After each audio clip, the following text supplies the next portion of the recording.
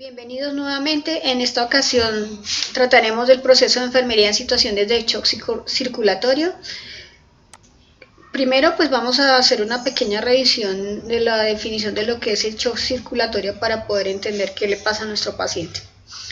Entonces, se define como la reducción crítica de la perfusión tisular. Tiene como características principal un desequilibrio entre el aporte y la demanda de oxígeno a nivel tisular, comprometiendo la actividad metabólica celular que se manifiesta clínicamente como una disfunción orgánica.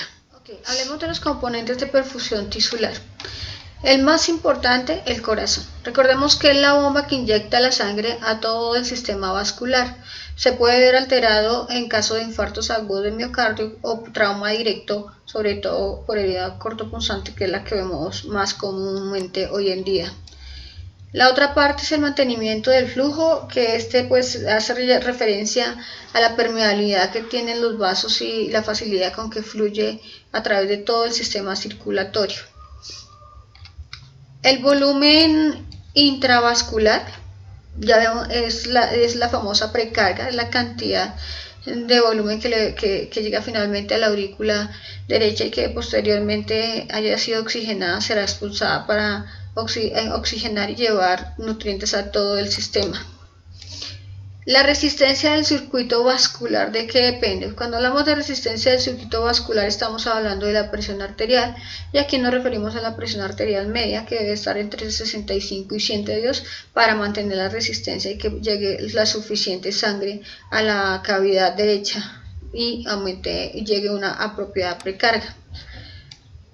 Conexiones arteriovenosas, eso ya sabemos que es casi al final de cuando termina la parte final del sistema circulatorio. ¿Por qué lo traemos a colección? Porque en momentos de sepsis estas pueden llegar a dilatarse y permitir la salida de agua y nutrientes, y esto alteraría la perfusión a nivel microcelular, que es donde se lleva a cabo finalmente el metabolismo. Ya hablamos del circuito venoso. Y aquí el intercambio capilar. En este punto sabemos que llega finalmente la hemoglobina con el oxígeno y llegan los diferentes nutrientes, entran a la célula y se lleva a cabo el metabolismo celular gracias al metabolismo aeróbico mediante la apropiada utilización del oxígeno. Bueno, recordemos la clasificación de los shocks. En la clasificación general tenemos 4. El primero, el hipovolémico, que hace referencia a la pérdida, puede ser de agua o componente sanguíneo por hemorrágico. El cardiogénico, que tiene que ver estrictamente con la estructura cardíaca. Y el obstructivo, que como puede ser por la presencia de una disección aórtica o un taponamiento cardíaco. Y el distributivo, que se ve más comúnmente en los pacientes que tienen shock séptico, porque obviamente hay una alteración en el endotelio que permite la fuga del líquido intravascular al extravascular y hace una distribución inequitativa.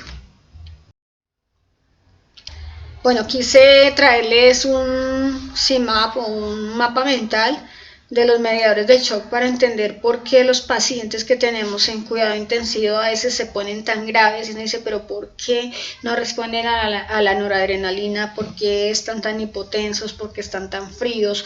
¿Por qué se hinchan? Entonces quiero hasta pronto recordarles, porque ya lo vieron, que eso es debido a los mediadores del shock. Entonces resulta que estos mediadores del shock, cualquier tipo de hipoxia o lesión tisular o estrés, me va a liberar estos mediadores del shock. Y lo más importante es que no nos duren tanto tiempo en la circulación, porque para nuestros pacientes puede ser mortal, como hemos visto. Uno de los principales mediadores del shock es el ácido araquidónico, ya que su metabolismo termina en la producción de ciclooxigenasa y lipooxigenasa. Estas enzimas producen o estimulan la producción de tromboxano y prostaglandinas. De estas dos, la más peligrosa es la lipoxigenasa, aunque esta produce lo que es la prostaglandina 12 y el tromboxano A. Estos dos mediadores, digamos que finalmente terminan haciendo una mediación y entre sí no hacen tanto daño. La prostaglandina 12 es un potente vasoconstrictor que estimula la agregación plaquetaria y con esto pues obviamente la formación del trombo, y además activa las células polimorfonucleares que producirían mayor vasodilatación e hipotensión en el paciente. Mientras que el tromboxano 2 es un potente vasodilatador, inhibe la agregación plaquetaria y la adherencia de los polimorfonucleares. Bueno, estas endorfinas se liberan sobre todo cuando tenemos dos tipos de shock, el shock séptico y el shock hemorrágico, afortunadamente, porque digamos que son los opioides endógenos que no permiten que el paciente sienta mucho dolor, pero su consecuencia es una disminución en la tensión arterial por la vasodilatación, el efecto vasodilatador que tiene. Revisemos ahora qué pasa con los macrófagos y endotelina, que está dentro del endotelio. Estos dos originan los principales mediadores de la respuesta inflamatoria. No sé si habrán escuchado las famosas citoquinas. Resulta que hay una cantidad de sustancias o de mediadores a través de las citoquinas, pero para la desgracia de nuestros pacientes hay dos que hacen muchísimo daño y que generalmente se liberan cuando ya están prácticamente muy avanzada la sepsis. El factor de necrosis tumoral, la interleuquina 1 y la interleuquina 6. El factor de necrosis tumoral es el causante de la depresión miocárdica cuando ya el paciente está en un shock séptico severo que casi no responde a la inotropía. Es por eso, porque como que este factor de necrosis tumoral esconde los receptores hacia la noradrenalina y no deja que haga efecto. Y finalmente, con estas interleuquinas que producen vasodilatación y aumento de la permeabilidad capilar, el paciente termina en muerte por shock séptico. Terrible, ¿no? Y aquí tenemos el sistema de cascada plasmática, que también se libera cuando hay una sepsis.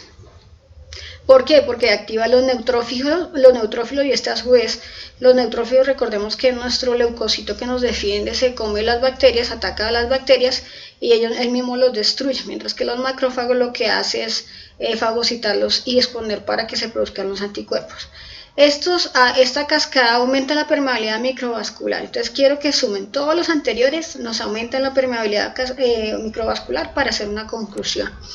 Entonces estos neutrófilos activan otros que lo que va a aumentar produce, digamos, una alteración en el sistema de coagulación por depósitos de fibrina, microtrombos y consumo de factores de coagulación. A esto se le llama coagulación intravascular diseminada. Ustedes ven que el paciente sangra, pero además de eso sangra, pero además forma trombos. ¿Qué es eso?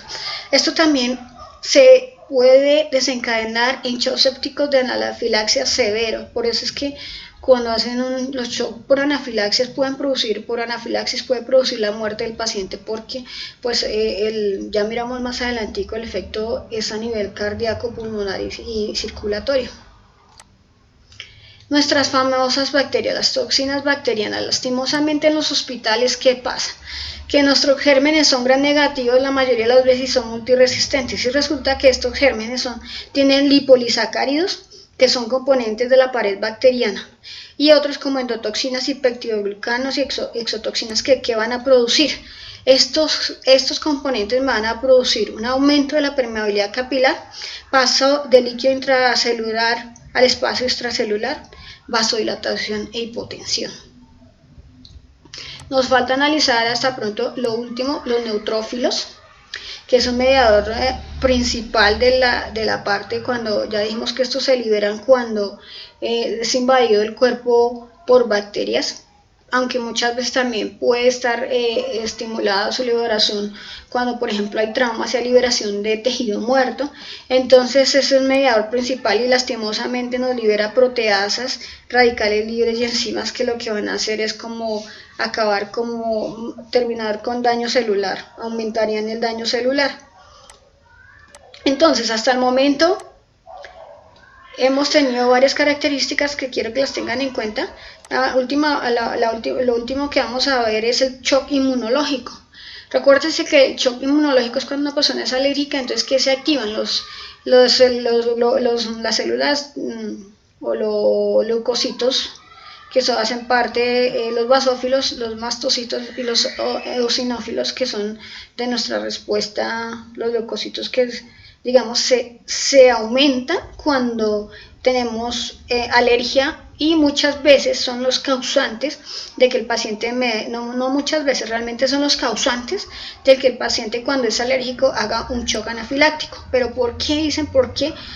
¿Por qué el paciente que es alérgico termina en paro? Pues sencillo, hace dos estimulaciones, la histamina y la prostaglandina y los leucotrienes. Resulta que la histamina junto con la prostaglandina y la leucotriena, sobre todo la histamina, puede producir una broncoconstrucción, por eso los pacientes entran fácilmente en cierre de la vía aérea y hacen una falla ventilatoria. Y aumentan la permeabilidad capilar y la otra, los leucotrienes, producen vasodilatación. Estas dos, entonces, por un lado pierdo agua y por otro produce vasodilatación, llevándome a una hipotensión, llevándome a una disminución de la precarga, un bajo gasto cardíaco, que se complicaría con esto y los pacientes finalmente pueden terminar en muerte si no se trata rápidamente. En conclusión, lo que acabamos de ver, ¿qué nos llevaría? Nos llevaría a que todos estos mediadores son los que llevan al paciente a que presente shock, ya que producen alteración del endotelio vascular que libera lo que ya dijimos, los mediadores proinflamatorios, disminuyen el volumen intravascular, más vasodilatación de Atmos, disminuyendo la tensión arterial, sumado a la disfunción de la bomba cardíaca y alteración de la circulación por la formación de microtrombos que finalmente produce la alteración en la perfusión, que muchas veces es tan severa que lleva a la muerte del paciente.